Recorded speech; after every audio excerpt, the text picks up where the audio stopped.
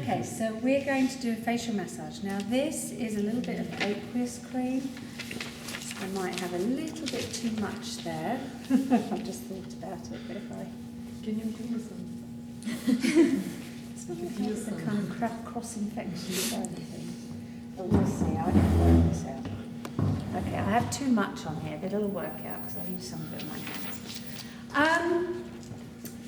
First contact, which I've already put cream on, which is not great, but actually before I start I would probably have made contact with her forehead, something like that. I want you to look at the way I'm sitting on the chair. If I sit back in the chair, what happens is I tend to slump, and so do all of you because of the shape of the chair. So it's always better to be on the edge of the chair. And maybe even, this feels a little high for me, I might even have a cushion under my bottom so that I'm at the right, I can really move, and it's the same as when you're doing any other massage, you want your whole body moving. So imagine I've done some holds, and now I'm just going to literally pop some of that cream on. And all I'm doing at this stage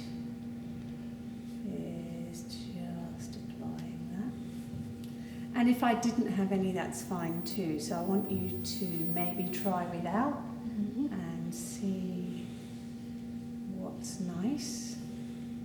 So we were saying about the aqueous cream, it's safe on sensitive skin. It's not going to do any damage there.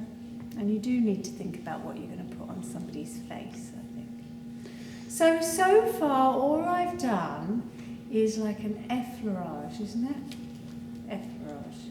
So stroking across. So any of these stroking across, and then tendency to pull back towards you. Okay? So stroke across. You can go across the eyes. What I want you to do right now is go across your own eyes and see how much pressure you like. You like quite a lot, don't you? Feels quite good, doesn't it? And yet when you come to working on clients, very often people just get really nervous. So if you're really nervous, try with just one finger. Just across like that. If you're not sure about it, but you could easily use thumbs. You can use whatever you like.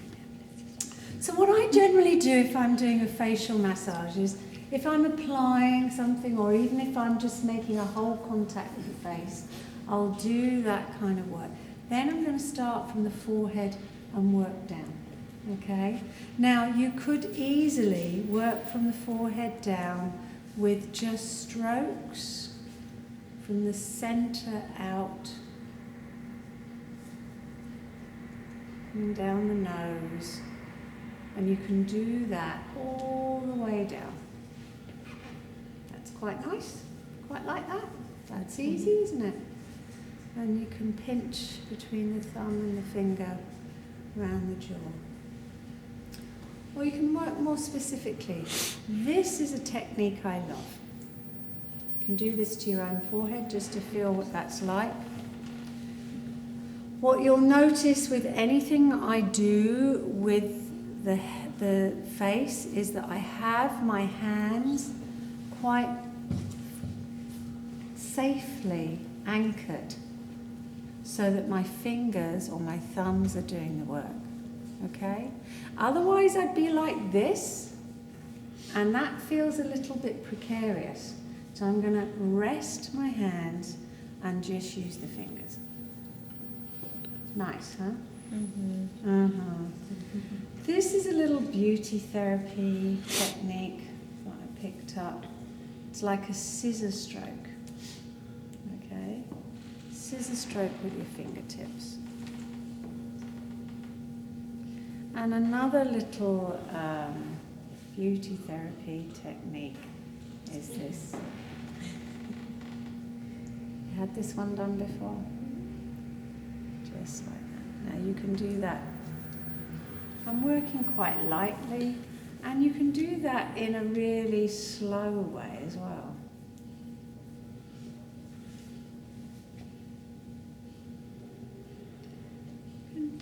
Pinch around the eyebrows. Definitely spend time around this temple area.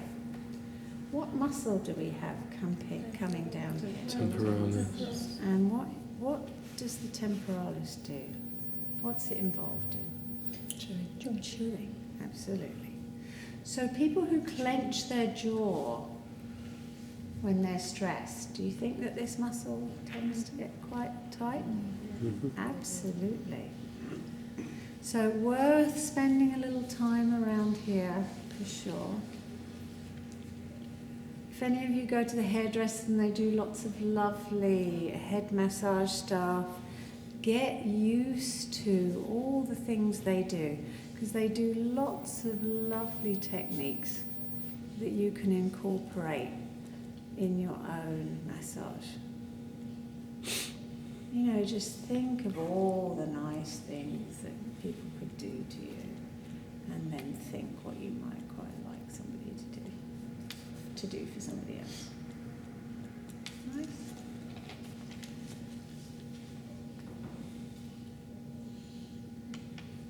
Making you fall asleep?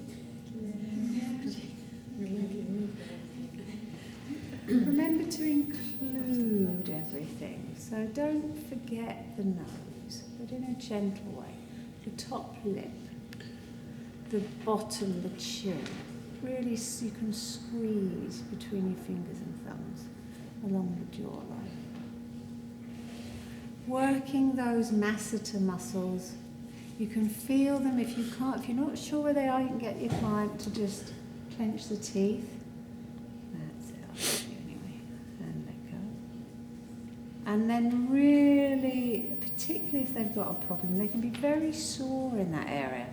So with Kitty, I can feel a little bit more on the left side. Is that right, Kitty? Mm-hmm. So if I want to spend more time on one side, I can always support and just do a little bit more. What about the ears? Oh, yes. Now what you don't want to do is pull the ears too far away from the face because it doesn't feel nice.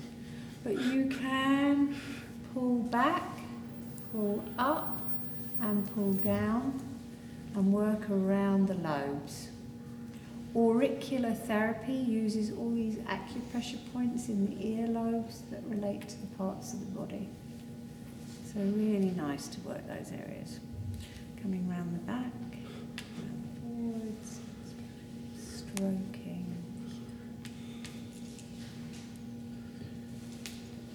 Anything else I've missed out? There's loads, but that would be a pretty good start. You can do anything. You can circle. If any of you have facials, they do lots of this kind of thing.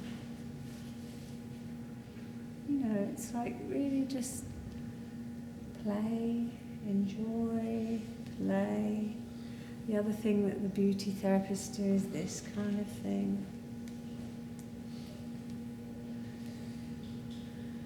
They'll hate me if they're watching these videos because I'm probably not doing it as well as they do.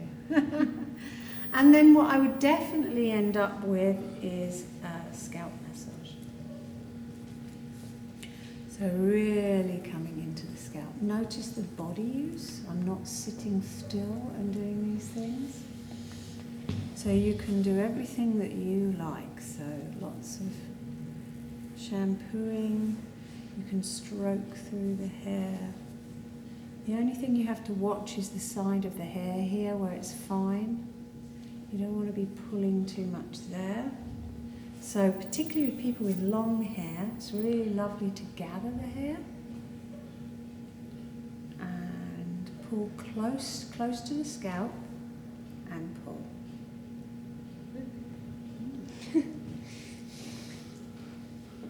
Kitty, what did you think of that? The trick is to come close to the scalp, so come around so you can see. What you don't want to do when you're working with the hair is pull these fine bits at the side, okay? Particularly with someone with long hair, this is just lovely. You come in close to the scalp, you see I'm really close? And all I'm going to do is squeeze and just pull gently. And then to come off the end of the hair, right to the end, is just so relaxing. With someone with short hair, like myself, you come in close to the scalp, really close, so do it on your own hair if you can. So bring your fingers in and go close to the scalp and just make a fist with your hands. Can you feel how you're pulling? And then you just pull away from the scalp. Now that way you don't hurt someone, right?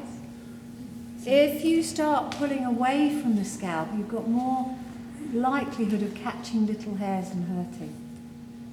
But actually the hair is incredibly strong. I remember seeing one Indian man with long hair, and he had it tied in a ponytail and attached to a rope to a lorry, and he pulled the lorry. That's how strong your hair is, right? Yeah. If you get it in the right way. If you catch the little bits at the side, it's horrible. How am I going to finish this? Well, one way might be...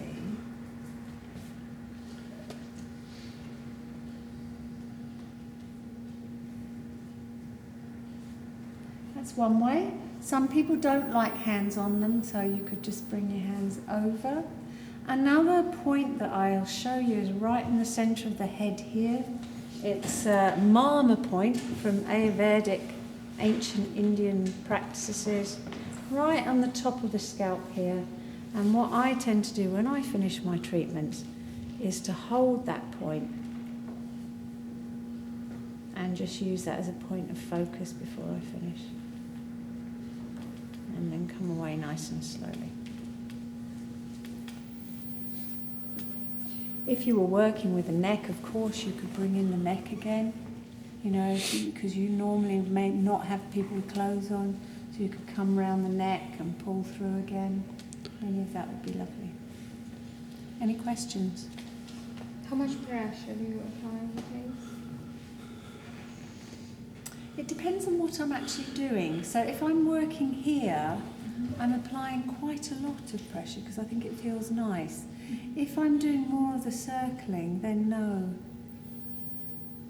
You know, so you can see from the skin's response there, I'm not dragging the skin, I'm just going across the surface, whereas here you can feel, you can see the depth there. Yeah? Any other questions? How do you exactly pinpoint it? Don't worry about pinpointing it, it's just at the top. I'm not teaching you that. Oh. It's just one of the things I do that you might want to try. I wear contact lenses, so the pressure on the eyes moves So- to my lenses. But So just- one of the just things I raising would that check initial- with somebody Yeah. before doing a facial is if they wear contact lenses. Thanks for bringing that up. So if they've got contact lenses on, then you're just not gonna, yeah. Official side. Yeah, but my pressure was not enough to really do anything there, but you need to check that. Anything else? No? Cool, done. Excellent. Sweet.